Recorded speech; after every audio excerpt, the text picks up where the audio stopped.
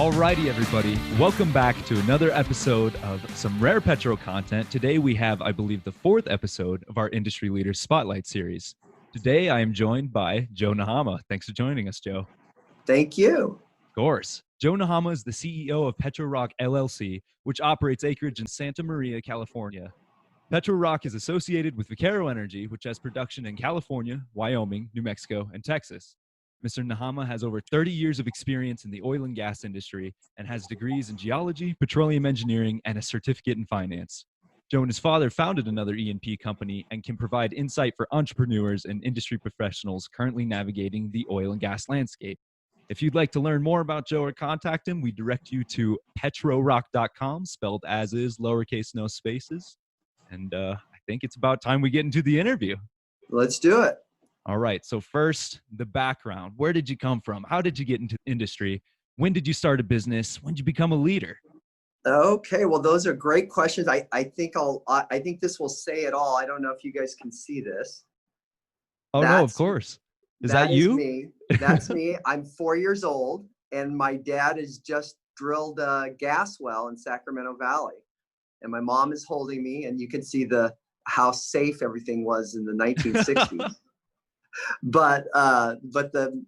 So I've been in the oil business all my life. My father is a geologist because he's 88 and he's still working at home. And on my summers growing up, I'd be on a rig, I'd be doing something in the field. And I went to high school. So I grew up in Bakersfield, California, which is, a lot of oil and gas in the San Joaquin, Sacramento valleys. So I got a lot of exposure to the industry. And my undergrad, I went to UCLA to be a geologist. My father went to UCLA, so I kind of followed in his footsteps. And I was in the geology curriculum. And while I was there, downturn number one, 1985 hit. So because of the downturn and the lack of jobs coming out as a geologist, I went to the Colorado School of Mines and worked on and received a master's in petroleum engineering. So, and luckily by the time I got out, the downturn was just about over. We had our first Gulf War, and I went to work at Union Pacific Resources. So I worked in Texas, and luckily for me, they were trying out new technology in 1990 called horizontal drilling. And we were drilling horizontal wells in the Austin Chalk in South Texas. And so I got to be a production engineer, got a lot of exposure to that. And after a few years, went back to Bakersfield to work in the family business because my father had a independent oil and gas company. And so I was an engineer for my dad. And then it was a public company. And oddly enough, the company, a group of stockholders took it over. And they took it over and declared bankruptcy. So my father and I left and started our own company. And we started a company called NNG, which was the exploration of oil and gas. We did that together for 9 years through some downturns in the financial crisis of 1997, 98. That was a bad one. And trying to sell our oil and gas prospecting ideas.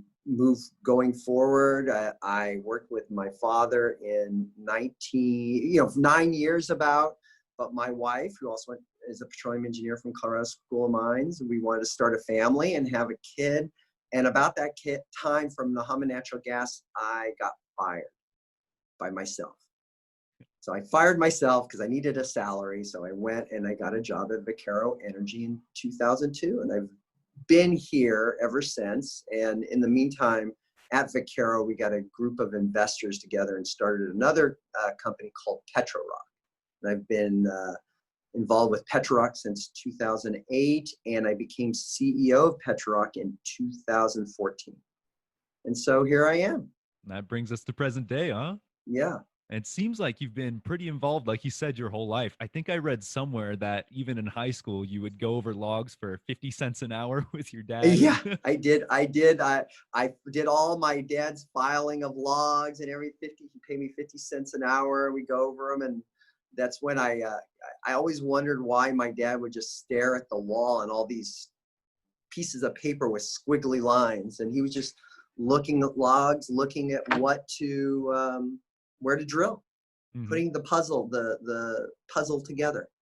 And is that something you do today? Is that primarily what you do for PetroRock, or have your responsibilities changed over a few decades? So and then what you're kind of we're jumping ahead because we're jumping into my advice for younger kids. But well, one of the things, but when I went on my own with my father, I learned multiple skills, and the multiple skills included geology, which I do now. As a matter of fact, right before this interview, I was looking at some places. We have some wells not performing. I'm trying to figure out why geologically.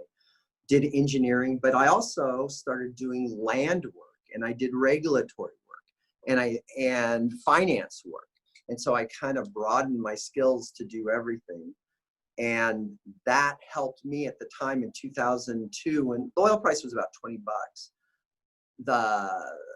The gentleman, the owner of Vaquero Energy, Ken Hunter, I was attractive to him because I had so many skills. All of a sudden he hired me and I could plan the wells to drill in 2002 and do all the land and lease the wells and permit them all through I was kind of a one-stop shop. I think I was underpaid. Maybe then, but hopefully not now. So you Yeah. did kind of allude to it. You've been through, I would assume, what seems to be a few downturns because you have numbers for them at this point. You started with Yes. downturn number one. So what is the difference between those downturns and what we're seeing today? Today it seems, I'm going to start with today's downturn and then reflect on the others. Today's downturn, of course, caused by the pandemic and a lack of demand because of the quarantine. And we're seeing the demand come back, obviously. But I think what we're going to see is in this downturn, we kind of come up to a certain point and plateau because there's 10% of the economy is missing. The whole travel industry, the airlines, a lot of that's severely restricted compared to February. So it's going to be interesting how long this takes us to get out of the downturn. And it reminds me of the downturn of the financial crisis in 2008, where things, just crashed rapidly, big fall off. And then they came back, within a year, things came back to a position that it never got back to the peak because everything was overinflated in 2008. But we got back to a respectable price level where we can make money. Today, we have a lot of factors with Russia and OPEC and all the production and the shale producers in the Permian. There's a lot of supply can turn on in a second, and that caps the price. So that's one of the big differences of this downturn. And I think it feels more like the downturn of the 90s. We just for almost a decade, just wallowed in low oil prices. Not enough to cause any major exploration, and you just got enough just to eke by with your production. It was tough. So then are you pretty optimistic, say, a year from now, or are you kind of taking the stance that maybe prices will creep up 45, 50 and then level or even decrease because people are starting to sell whatever they've got in storage? I think we'll see and maybe I'm influenced too much by the forward price curve because I check it often. So, I really see that there's just a lot of supply we have to eat through. It's very similar to when the prices fell in 2014, into 2014, 2015, 2016, it just took almost 2 years to eat through all the supply, get into balance. And then by the end of 2017, we actually had prices that were, we were making nice profit margins. So In terms of present time frame, what is PetroRock doing to try and navigate these waters? Have strategies changed significantly? Have you huddled down? Or are you making big plays? Right now, that during the initial shock, so let's go back to March. I think we tried to focus on four things. We tried to focus on our people, make sure they're safe, because we just wanted to not understand. We still don't quite understand COVID, but we wanted to make sure everybody was safe, everybody had a safe working environment, and continue producing. So that was our first challenge. And I think then we really leaned out our production operations, cutting costs where we could. And then we looked at the markets. So we were calling the refinery every week. Are you going to be able to take our oil this week? And we would, luckily they kept saying yes, because we produce heavy oil and they use for diesel. And diesel demand was actually, there was some heartbeat to it. But there was a lot of producers we know in California, the refineries were canceling their contracts. There's just no demand whatsoever. So would we have somewhere to sell our oil? So we kept producing. And then finally, the biggest thing was preserve our cash. Our company, we don't have any debt. So my goal was, and I save money for the off chance that we have a problem like this, but more for abandonment liability. And so we had cash. And so my goal was to preserve our cash, like everybody. Oh, of course, you'd be crazy if you weren't working towards that. Yeah. So those are the four things. Mm-hmm. What kind of things do you think may come out of this downturn for the industry? Do you think we're going to see new regulations, new standards on a federal, local level, or even international? That's a good question. California already is highly regulated. We already are seeing a lot of different regulations, and so I imagine there's going to just be more regulations. We'll see what happens with the upcoming elections, but I believe there's of course, everybody knows there's a push to decarbonize our planet, and fossil fuels are one pathway to decarbonize. And so there are going to be a lot of regulations. Yeah. So there are going to be headwinds. Absolutely. Kind of building off what you just said, do you think the energy goals for even states like California or even countries across the world shooting for 2030 or 2050 are just out of this realm of possibility? Do you see that's too aggressively phasing out and focusing all the energy portfolio on things that aren't fossil based, or is there potentially hope? I think that's hard. That's hard to speculate, because really, being an engineer, and if we're given an incentive, and when I say that, the incentive might be, hey, we're going to have a carbon tax. We're already taxed for our carbon in California, and these incentives I'm going to take an alternate view. They might drive a petroleum engineer or someone in our industry to look for different ways to create energy, to utilize fossil fuels. So whether, right now our world, of course, the wealth of people depend on fossil fuels. Matter of fact, most people immigrate from places with a very low carbon footprint to a place of a higher carbon footprint. So fossil fuels drives that, but maybe what I think is maybe the people in our industry have the brain power to figure out something new, figure out how to decarbonize. For example, last year, the Nobel Prize winner, I guess for science, but he was ExxonMobil engineer from the 70s that came up with the lithium battery. He figured out how to make it work. So there's definitely room for compromise and everyone to grow. So that is uplifting at the very least. But you kind of dipped your toes into advice already, kind of aimed towards younger, new engineers, maybe recent graduates. But do you have any advice for entrepreneurs maybe trying to position themselves as these depressed prices recover? one of in my past, being an entrepreneur, each downturn, it seemed, created an opportunity. At the time, I didn't know it, and at the time, I was depressed. And at the time, there's a lot of uncertainty, and you want to push the pause button. A lot of uncertainty, push the pause button. You don't want to do anything.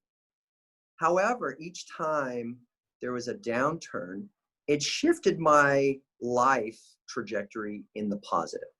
Okay. When I got out of school at UCLA, downturn number one, I said, I can't get a job. I'll go to Colorado School of Mines. That was fantastic. So I did that. Downturn number two in the 90s. I can't find anything to drill. Nothing's going on. Well, at the same time, the Chevron in California, they weren't doing anything. So land that they would never, ever farm out, all of a sudden they were farming out. So we got a big farm out, and we made a big discovery on that acreage. Another downturn number in 2008 led to PetroRock. When everything went down, there was nothing to work on. And all of a sudden I was just scanning, looking for opportunities. And I found this heavy oil area in Santa Maria, Texaco had left behind. So we went in there, leased it up, and we went from 0 to about 1,200 barrels a day with, I think we have about 45 wells. So there's opportunities. It's being uncertain makes everybody want to pause, but you have to keep looking and gather ideas, and especially from bigger companies that they have different priorities. So they might have things that you could do a deal with. All right. In relationship to those priorities, obviously you've highlighted just the volatility and how there are options to be taken that will benefit you. Mm-hmm. What do you think will happen for companies that may be over leveraged, say, unlike PetroRock?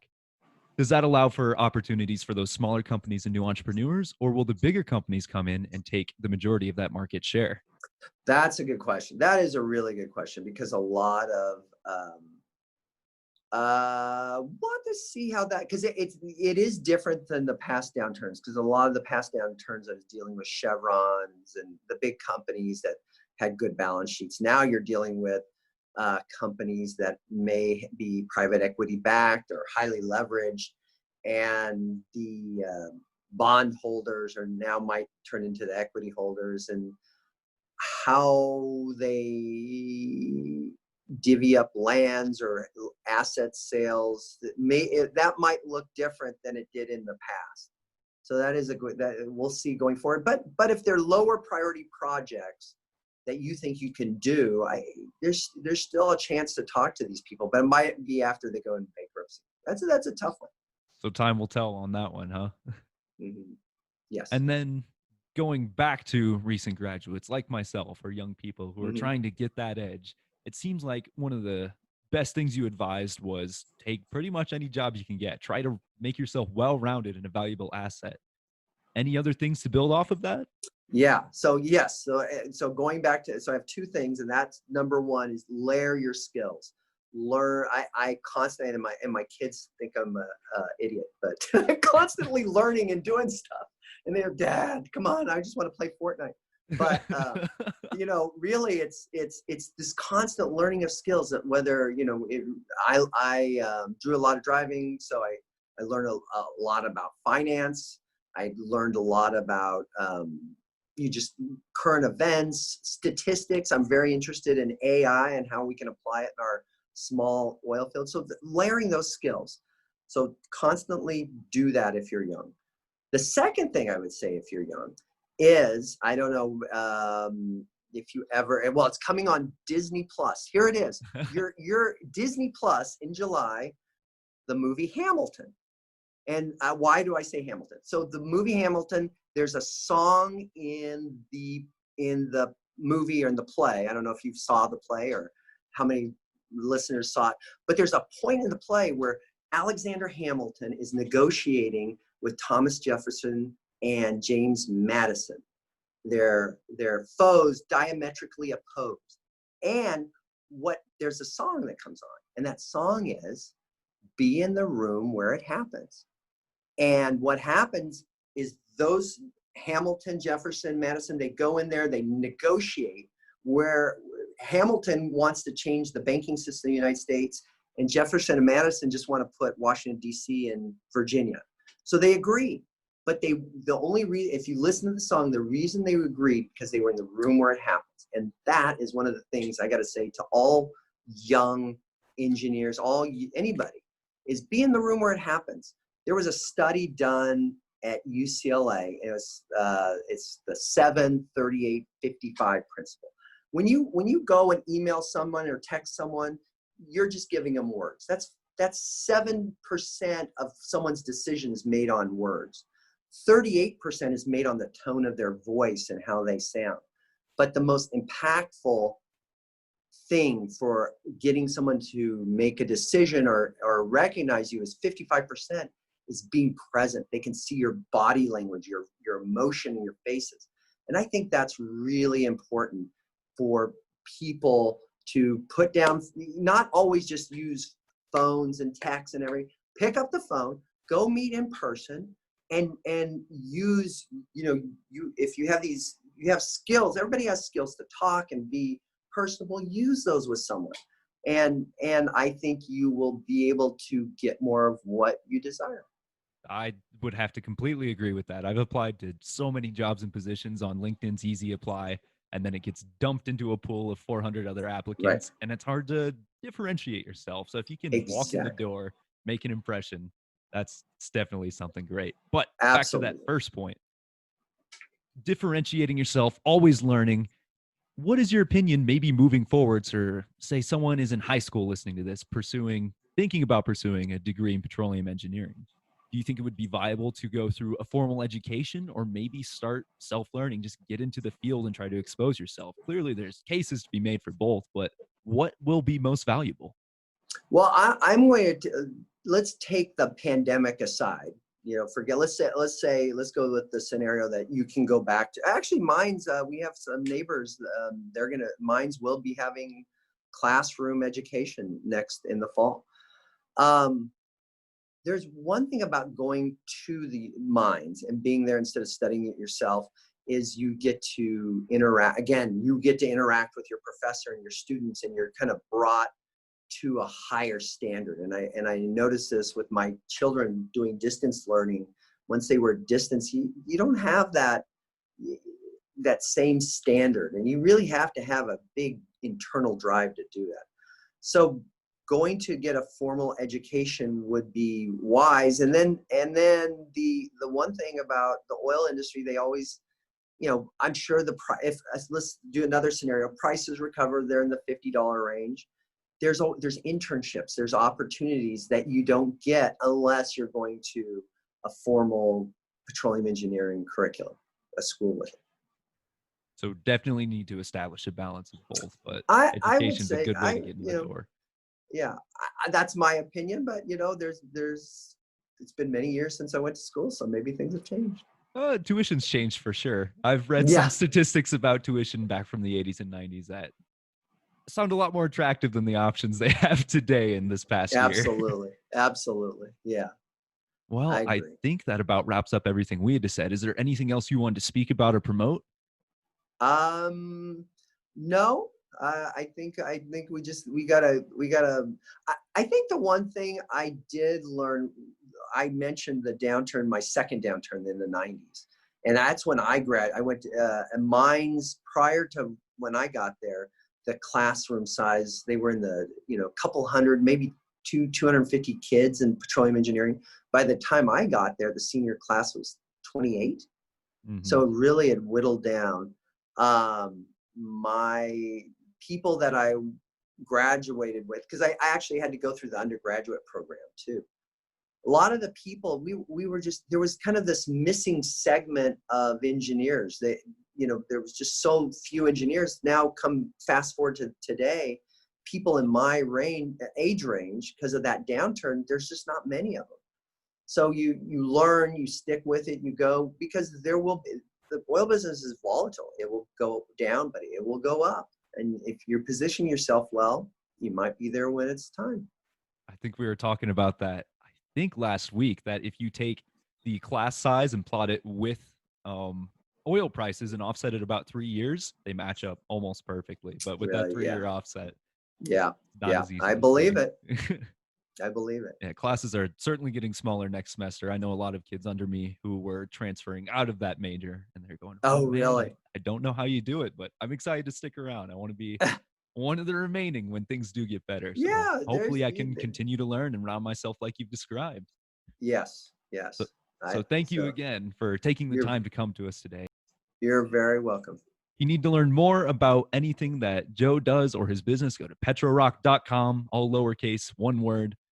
And we really appreciate your time.